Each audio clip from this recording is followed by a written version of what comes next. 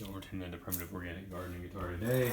I feel like I should probably rename this channel Primitive Organic Garden, Guitar, and Kitchen, because when it's not suitable for working outside and I've already played guitar, or I don't feel like playing guitar, I usually do cooking videos. I'm probably a better cook than I am a gardener or guitar player, but anyway, I'm gonna drain my cans of salmon here. You don't have to do that. I don't really think it matters whether you use pink salmon or red salmon. There's a lot of different types of salmon. Pink salmon tends to be the cheapest. Red salmon's often 2-3 times the price of pink salmon. Not really sure why. I mean, it definitely tastes a little bit better. Maybe it's like a harder fish to catch or rare or something like that, but you can use pink or red, doesn't really matter. You could also do this recipe with tuna. If you don't have salmon and you want to make this recipe with tuna, you're more than welcome to. It'll turn out just fine with tuna.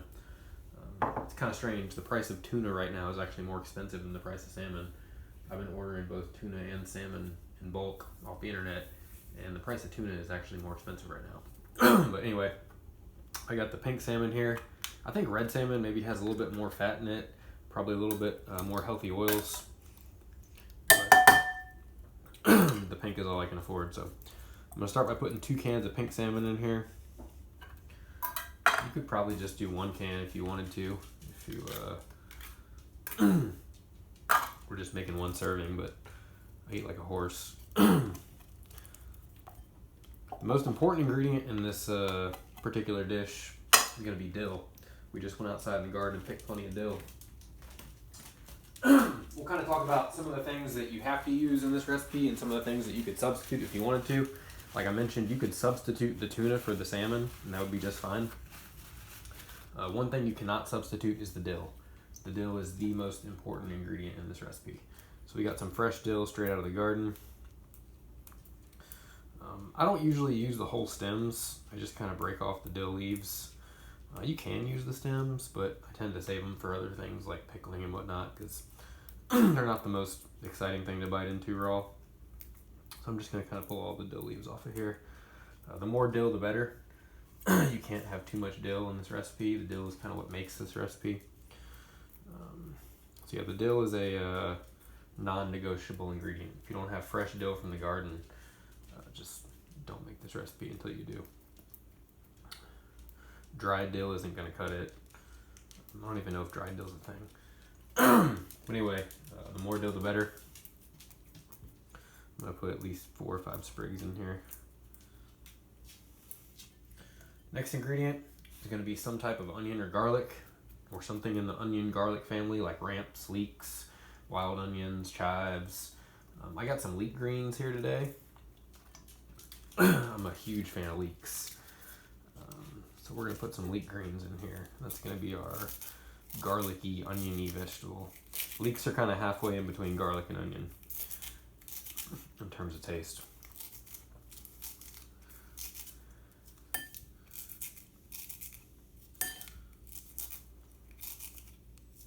You can pull leaves off your leek and garlic plants, and as long as you don't pull too many leaves off, you'll still get a nice bulb of garlic or enlarged above ground stem of leek. Leeks do occasionally make bulbs though, which is really weird. I actually saw that last year in the garden. I pulled up a leek and there were a couple little bulbs underneath that looked just like garlic cloves. I don't know how common that is, but it was also a leek that had been sitting there for like 2 years. But yeah, if you don't have leeks, you're welcome to use chives, garlic greens. Really doesn't matter what you use. I also have some fresh garlic bulbs from the garden that I thought about putting in here, but for this small amount of salmon dip that I'm making, I probably don't need to use leeks and garlic. But I do have some nice garlic from the garden I just harvested. So yeah, so far we got our fish. Your fish can be salmon or tuna. We got our dill. You got to put tons of dill in there. Then we got our allium vegetable, which could be leeks or chives or garlic or whatever you want. We're also going to put some other spices in there. All these are optional. I'm putting some oregano. If you don't have oregano, don't worry about it. It's not an essential ingredient. The dill is essential, the oregano isn't. The oregano is just kind of for fun. We're gonna put some oregano in there. Quite a bit of oregano. This is a variety of oregano. It's Greek oregano. I also have some Mexican oregano in the garden, but it's flowering right now, so not a whole lot of leafy material to harvest. The Greek oregano doesn't seem to flower nearly as often or as early, so I can use as much of that as I want right now. Got plenty of Greek oregano. It's got a little bit stronger of a flavor, slightly less spicy. So I'm gonna put some oregano in here. Sorry, this is taking so long. You want to avoid the oregano stems. You don't want to get any stem material in there, even these small little stems connecting the petioles. The stems are not fun to chew on. I had a buddy one time make dinner and he didn't think about that and he just put all the stems in there and we chewed on it and it wasn't great. We got some more dill. Other things you can add if you want to. I got some mint. This here's apple mint. I also have grapefruit mint in the garden. I got spearmint, peppermint. You can use whatever mint you want. This is a non-essential ingredient. You don't have to add mint if you don't want to. But if you have fresh mint, it's not going to hurt to add it. The apple mint gives it kind of a sweet flavor. We got some more dill. Like we talked about, dill is an essential ingredient in this recipe. You have to have dill. Get some more dill. So the next thing we're going to do after we finish adding our herbs is we're going to start to add our oils. A lot of people will make this recipe with mayonnaise. That's perfectly fine. If you like mayonnaise, go for it. I would not advise using Miracle Whip. Miracle Whip is gross. But if you want to make this recipe with mayonnaise, go for it. I have some mayonnaise in the cabinet, but I'm not a huge mayonnaise fan, to be honest. I'll use it in small amounts, like when making pimento cheese or spreading some on a sandwich, but I don't like tons and tons of mayonnaise if I have another option. So I'm going to use sour cream. You can use mayonnaise or sour cream, doesn't matter. We're going to put a little bit of basil in here. I forgot about that. I got a variety called lemon basil that I don't really like too much. It's got an extremely strong flavor. Kind of tastes like lemons, sweet lemons. I'm just going to use a very tiny amount, 2 little tiny lemon basil leaves. Any more than that, I think it would overpower the dish. But it's going to give it a little lemon flavor. I also have lemon balm in the garden. That's something you can use as well. Like I said, the herbs, you can put whatever herbs in here you want to. The only herb you have to have is dill. All the other herbs are optional. Different types of oreganos, basils, mints, lemon balms, rosemary, thyme, whatever you want. Next thing we're going to do, like we talked about, is add our oils. I'm going to add a little bit of olive oil. I'm also going to add some sour cream. You could add mayonnaise if you want to instead of sour cream. You could add a little bit of both. I don't think I have quite as much sour cream as I would like to have, so I'm going to make up for it by adding a little bit more olive oil. If I had more sour cream, I would definitely put it in here, but I think that's about all the sour cream I have right now. Those are our oils. Sour cream and olive oil. Add a little bit more olive oil since we're short on sour cream. We're also going to add some peppers. You can add whatever type of peppers you want. I have green bell peppers from the garden. I also have some sweet red shishito peppers from the garden. I would say that peppers are a non-essential ingredient in this recipe. The only essential ingredients are the fish, the dill, and the oils. Could be sour cream, could be mayonnaise, could be straight olive oil. You have to have the fish, you have to have the dill, you got to have some type of oil. All the other stuff is things I like to add. So you don't have to put peppers in here. If you're allergic to peppers or you don't have any peppers, you can get away without peppers.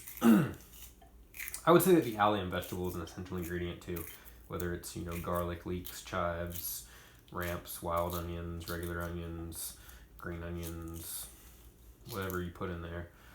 I would say the allium vegetable is also an essential ingredient along with the fish and the dill and the oil. But the peppers, like I said, you can put them in here if you have them. If you don't have them, it's not a huge deal. So that was our green bell, and then we got one of our nice red shishitos. Both of these from the, I mean all this stuff's from the garden.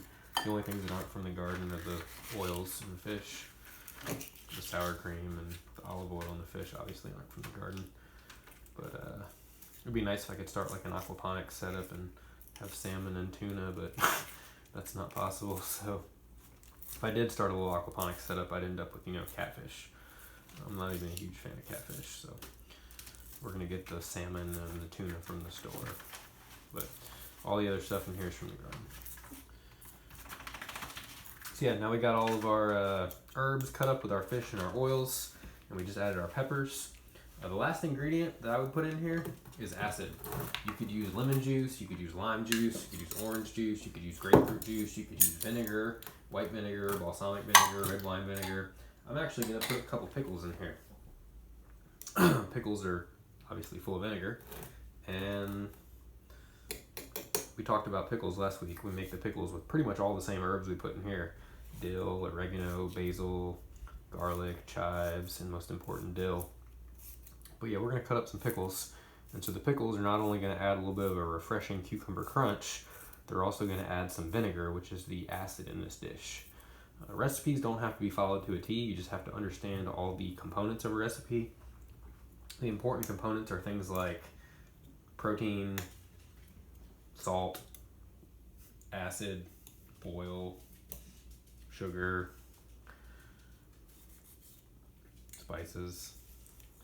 In this recipe, we don't have a whole lot of sugar, but the red bell pepper is going to have some sugar in it. And adding that apple mint is going to give the dish a hint of sweetness. So yeah, if you don't have pickles to put in here, you could also use lemon juice or lime juice. I think lemon juice is probably one of the best choices for this particular dish. My lemons out on the tree right now aren't ripe yet. I'm not going to have lemons to harvest for another couple weeks. It'll probably be close to Thanksgiving before I'm harvesting lemons. So I don't have any lemons to put in here. But I think the pickles will be just fine because, like we talked about, the pickles are made in straight vinegar. So by adding some pickles to this dish, we're not only going to get all the flavors from the pickles and the crunch, but we're also going to get some acid. You can see the vinegar dripping off of here. So yeah, that's our recipe for epic salmon. You can add a little bit of salt if you need to. I'm using some pink Himalayan salt. I don't use sea salt anymore because the ocean's full of plastic. But put some pink Himalayan salt in there. I put Tabasco on everything just because Tabasco is the greatest thing on the planet. Put some Tabasco in there. You could also put a little bit of mustard if you want to. You could use fresh mustard greens from the garden, which I do have quite a few of. I just didn't harvest any today. I'm just going to put a tiny little squirt of stone ground mustard in there. And then we're going to stir it up.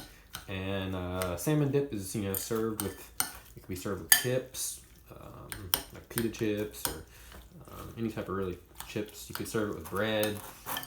You can dip things in it. You can use it as a spread.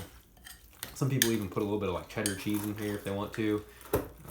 You can see we don't have quite as much sour cream as I would prefer. That's why we added that extra olive oil. But we're out of sour cream, so I would honestly recommend a little bit more sour cream than this though. Anyway, thank you all for tuning in today, and like we talked about, some ingredients are essential. You got to have the fish, you got to have the dill, you got to have some oils.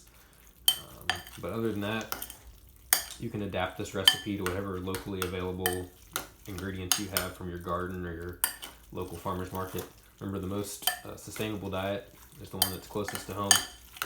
So try to find things that are grown, hunted, fished, otherwise procured in your local area.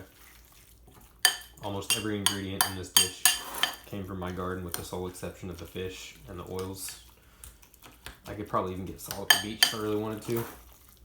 But yeah, we put the dill from the garden, the oregano from the garden, the basil from the garden, the leeks from the garden. We had some garlic from the garden, green bell peppers from the garden, red bell peppers from the garden, pickles from the garden, from fresh cucumbers.